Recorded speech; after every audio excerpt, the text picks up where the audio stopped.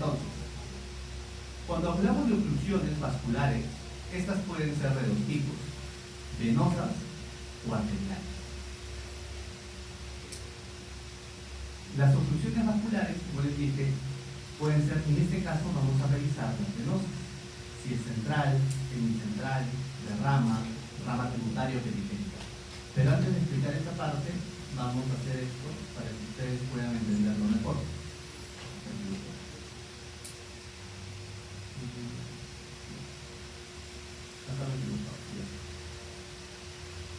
Perfecto, acá tenemos una arteria.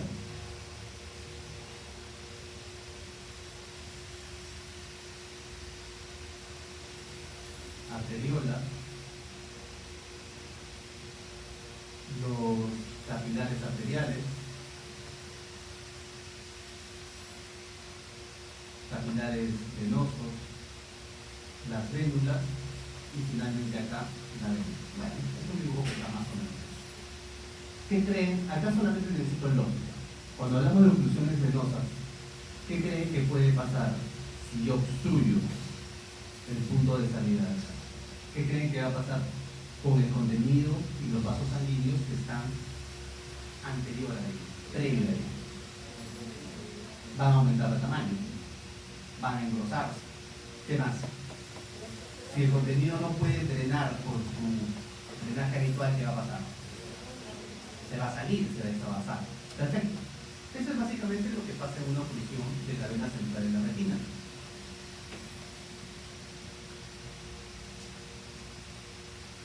Esto es básicamente lo que pasa en una oclusión de la vena central de la retina. Lo que yo tengo es, si pueden fijarse acá, este vaso. Vamos a comparar este vaso de acá con el que está acá abajo, que es un vaso normal. Este vaso tiene una trayectoria, es casi lineal, mientras que este está engrosado y está tortuoso. 1. 2. El contenido que está dentro de los vasos se ha extravasado. Y esa es la característica típica de la oclusión de la vena central de la retina: hemorragia en 4 cuadrantes asociado a engrosamiento y tortuosidad vascular. Si solamente se produce en un cuadrante, hablamos de una oclusión de rama de vena retiniana.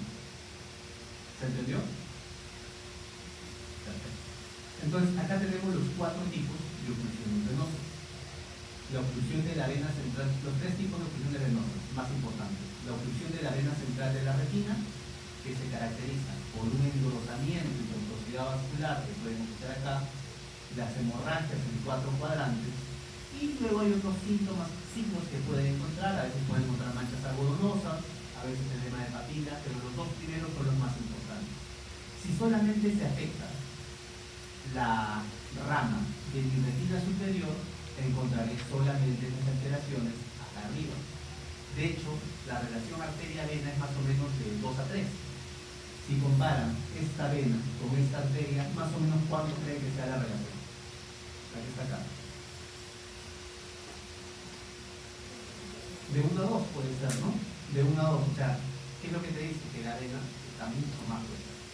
Y finalmente, si es que solamente se produce una oclusión de una rama venosa, pues solamente se verá comprometida este lugar. Ahora, para que esto ocurra, el principal factor de riesgo es la edad. A partir de los 50 años, todas las personas ya tienen derecho a tener su infarto. Otras causas: hipertensión arterial, glaucoma, diabetes.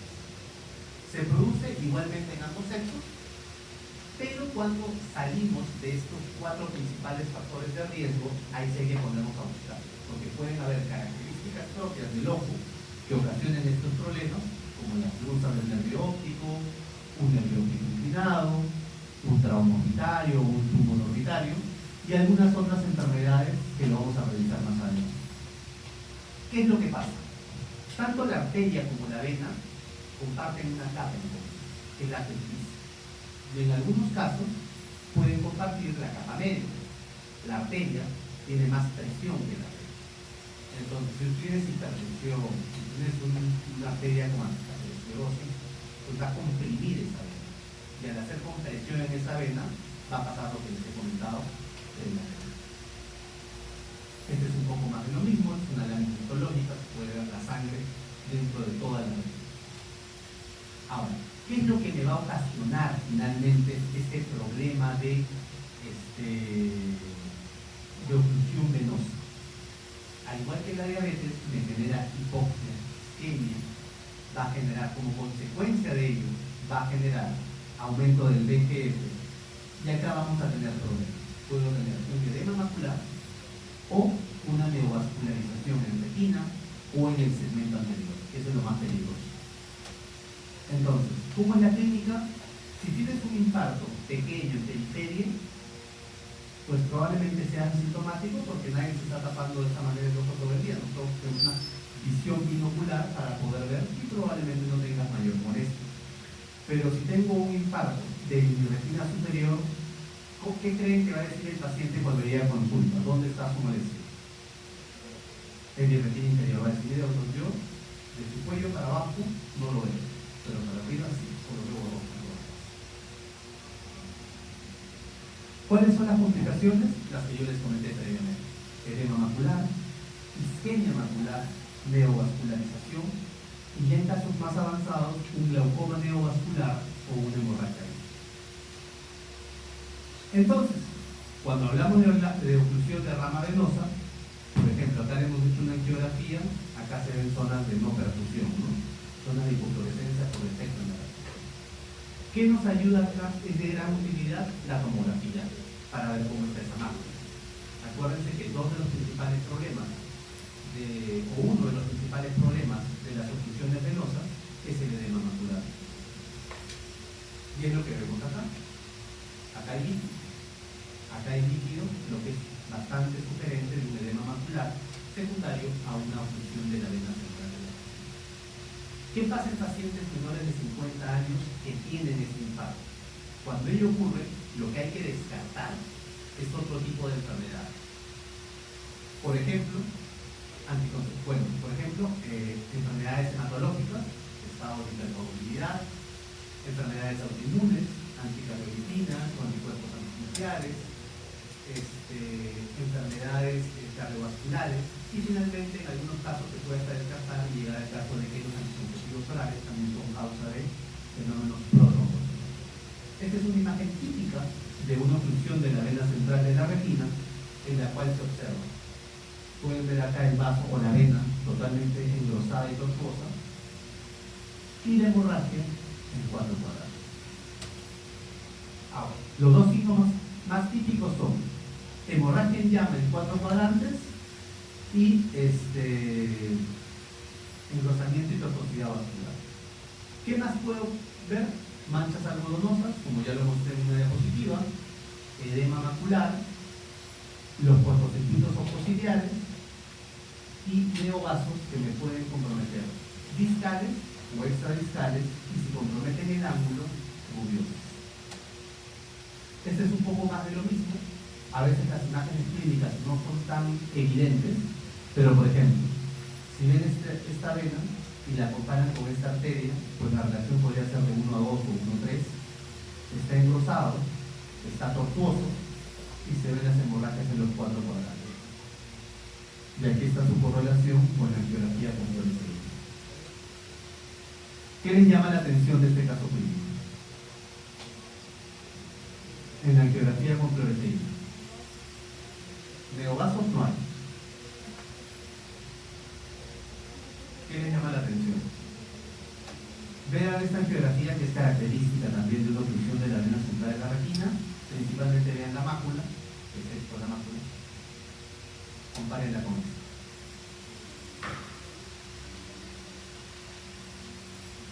¿Les llama algo la atención? Es cierto que hay una zona vascular en el cobre, es decir, acá hay una zona de hipofluorescencia que se ve más negro, pero en el caso de este paciente pueden ver que esta zona es bastante amplia. Entonces probablemente que estemos hablando de un isquemia macular. Por más que se dé tratamiento, no va a haber una recuperación, porque ya la mácula está totalmente comprometida. Y acá hay un poco más de lo mismo. ¿Se acuerdan que le dije otro signo? Este signo ya de cronicidad cuando hablamos de una oclusión de la vena central de la retina. que son estos vasos. Estos son vasos octociliares. Estos vasos, a diferencia de los anteriores, que vimos como neovasos, los neovasos son uniformes, adelgazados, no tienen un patrón de distribución normal. Estos se parecen como una colita de chancho. Estos son la circulación octociliar. ¿De acuerdo?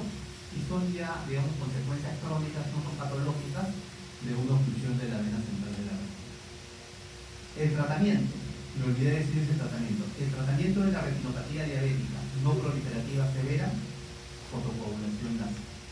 Y en la obstrucción de la vena central de la retina, fotocoagulación láser. ¿Qué les llama la atención de este gráfico o de esta fotografía? ¿Dime? La pupila ya está como que en una semividriasis. ¿Qué más? Hay algo más evidente que la pupila.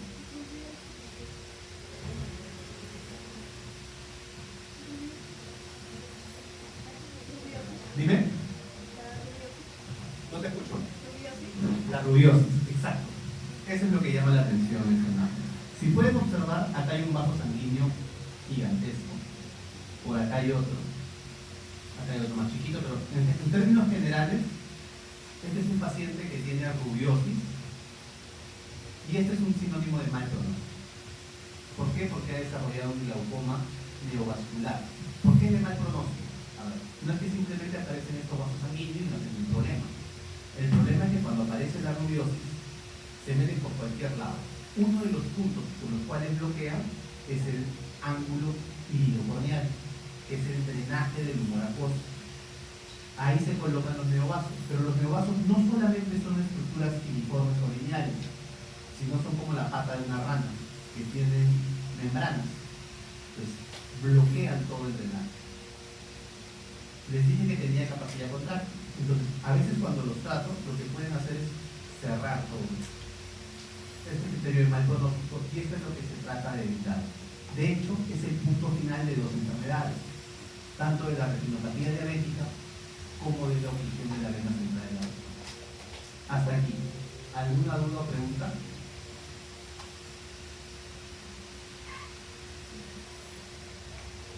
¿No? ¿Todo tranquilo? Perfecto. Entonces, vamos a hablar ahora de las obstrucciones arteriales. Vamos a ir para el otro lado. Entonces vamos a hacer el mismo ejemplo que hice hace un rato.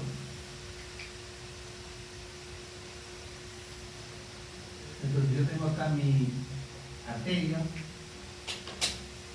mis arteriolas, mis capilares arteriales, luego mis capilares venosos, mis vénulas y finalmente mi vena.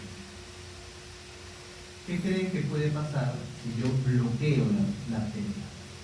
¿Qué es lo que va a pasar? ¿Qué creen que va a pasar?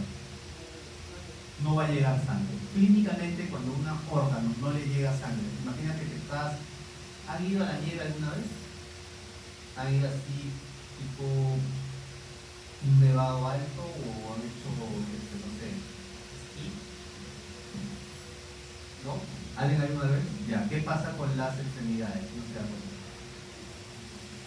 ¿Qué pasa con las extremidades?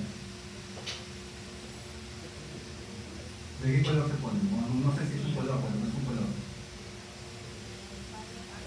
Se ponen pálidas, porque no llega sangre. Se ponen, claro, pálidas. Pues algo similar va a pasar en la retina. Si no le llega sangre, la retina se va a poner pálida. Lo vamos a ver más adelante.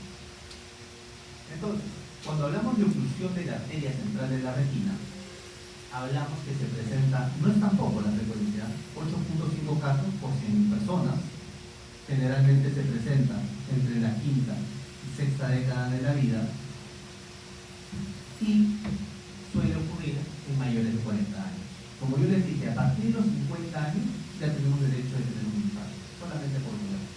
En algunos de los casos puede ser bilateral, y el problema de que sea bilateral es que es sinónimo de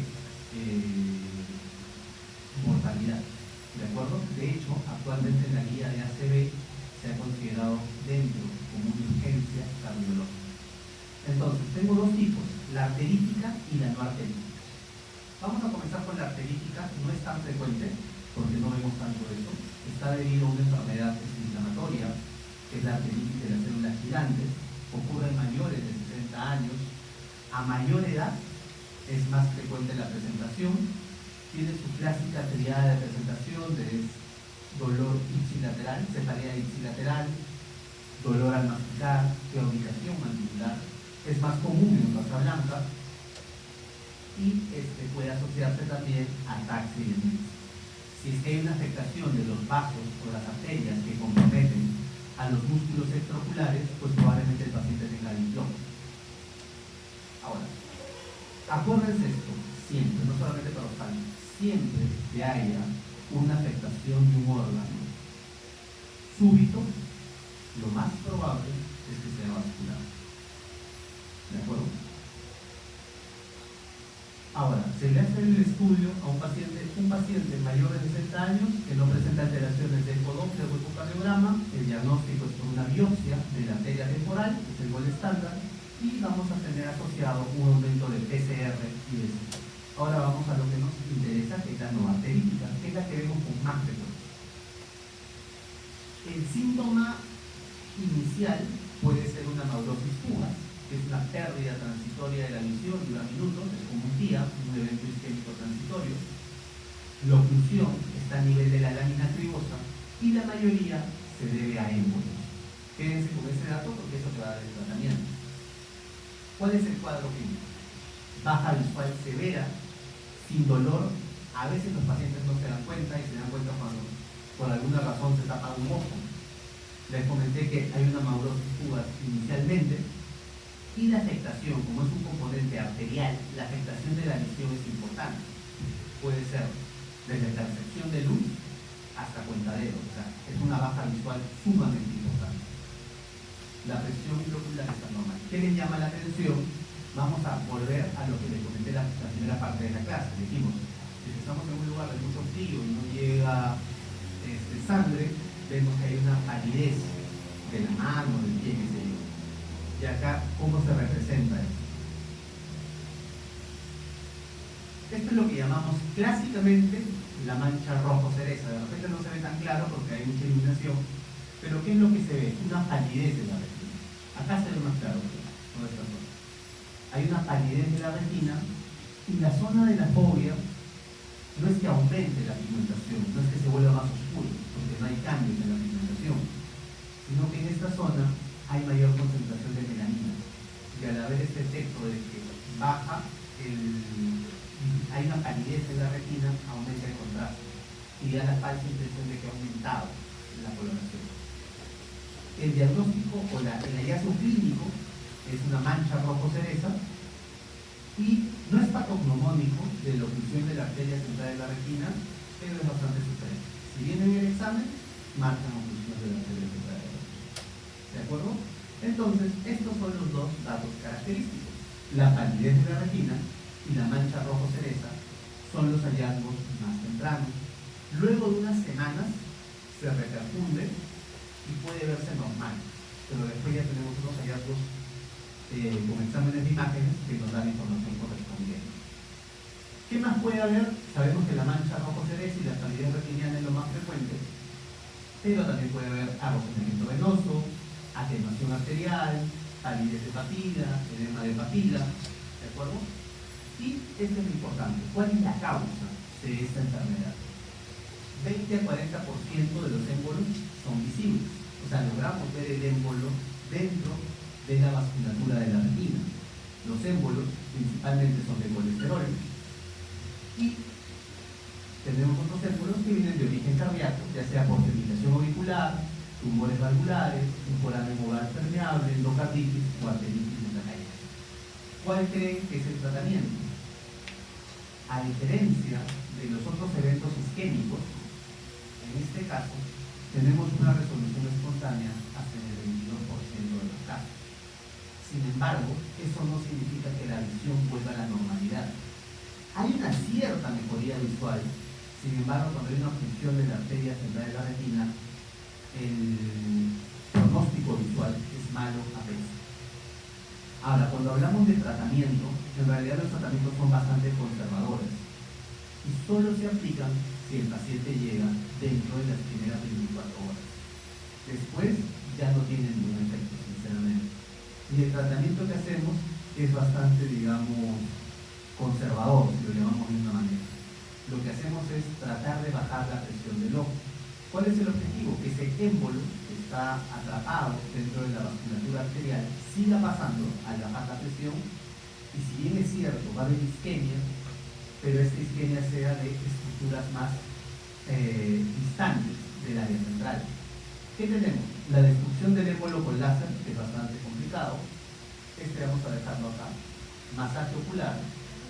La disminución de la presión intraocular, ya sea con una paracentesis ocular o con acetazolamida, que es un inhibidor de la amilasa carbónica, vasodilatadores y oxígeno al 100%. En realidad, apenas hay una oclusión arterial, va a haber muerte de presión. Y es irreversible desde el primer minuto que hay. ¿De acuerdo? O sea, a veces dicen, después de 4 horas, después de 6 horas, no, desde que hay una oclusión ya hay muerte del tejido. Mucho poco, pero es variable. Y solamente se le da chance hasta 24 horas. ¿Por qué dejé de lado los fibrinolíticos? Porque efectivamente, ustedes ya lo han escuchado en sus clases de neurocirugía, neurología, oye, si el paciente llega a tiempo, se le diluye el trombo y todo vuelve a la normalidad. Bueno, ese estudio se hizo también en oftalmología y dijeron, tiene esa lógica. Vamos a ver qué pasa. Entonces, un ensayo aleatorizado, prospectivo, multicéntrico, se juntaron 84 pacientes para recibir tratamiento conservador, que sería láser, bajar la presión intraocular, masaje, todo lo que les he mencionado, versus la fibrinolisis del arterio oftalmo. Llegaron a 2 conclusiones. La primera conclusión es que no había cambios en la lesión, con tratamiento conservador y con tratamiento de fibrinolisis. Pero la segunda conclusión fue la más importante. En el tratamiento conservador hubo un fallecido, mientras que en el tratamiento con fibrinolisis hubo 11. De hecho, el estudio estaba programado para 2 años, se tuvo que suspender antes de acabar el primer año. ¿De acuerdo? Entonces, desde esa fecha seguimos tratando igual, y hasta el día de hoy el tratamiento es seguro. Entonces, ya que saben todo esto, el problema no es el ojo, es consecuencia de un problema sistémico. Porque yo les he hablado de que la principal causa son émbolos, le he hablado de placa de colesterol, le he hablado de ecocardiograma. El principal problema en el 80% de los casos es de origen cardiovascular. Entonces, paciente con oclusión de la arteria central de la retina tiene que ir al cardiólogo. Es lo único que podemos hacer. Hasta aquí. ¿Alguna duda o pregunta?